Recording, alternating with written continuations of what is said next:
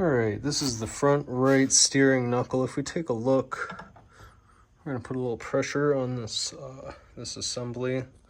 What you wanna do, you wanna watch this ball joint, you wanna watch the gap right here. Well, you should have a nice smooth turn with these ball joints. You don't wanna see movement like this.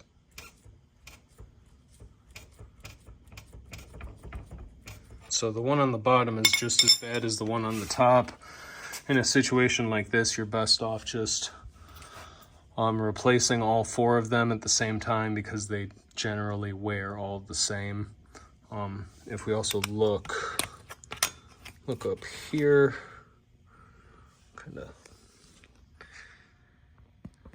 so what you can see in here, if you look closely enough,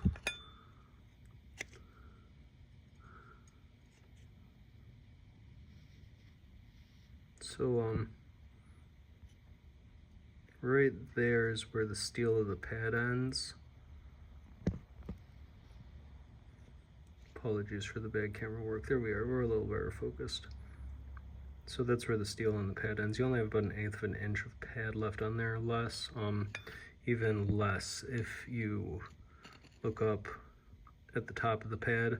Pads don't always wear evenly, so the top of this one is worn more than the bottom. It's getting quite thin.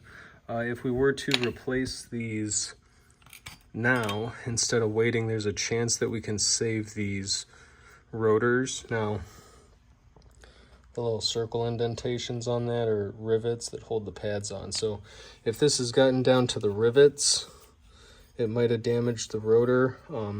If not, there's a good chance that we can reuse these rotors, which would be cost effective, and put new pads on the assembly. Something to definitely consider because those are getting down there. Now, if you plan on replacing the rotors with the pads regardless, then you don't necessarily have to address this immediately, but you're not going to have a whole lot of life left on these pads. Now, if we travel to the back of the bike here, take a look. So what we have here is a wear indicator, and the wear indicator's down there. If it were up here, it would indicate that your pads within this drum assembly are quite worn. So it seems that you have a lot of life left in these pads still, but I did find a relative issue. The e-brake is on right now, so as you can see, this isn't going anywhere. All my might, I can't make that move now. If we look at this one,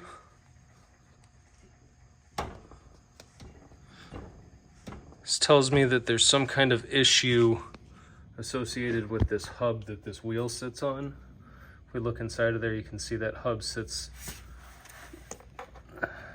this hub sits on this axle, and this is moving on that axle. You really shouldn't get any movement out of this. Best case scenario would be that this nut needs to be tightened, but this will give you kind of an idea. So that's your drive shaft that comes through there with the hub nut.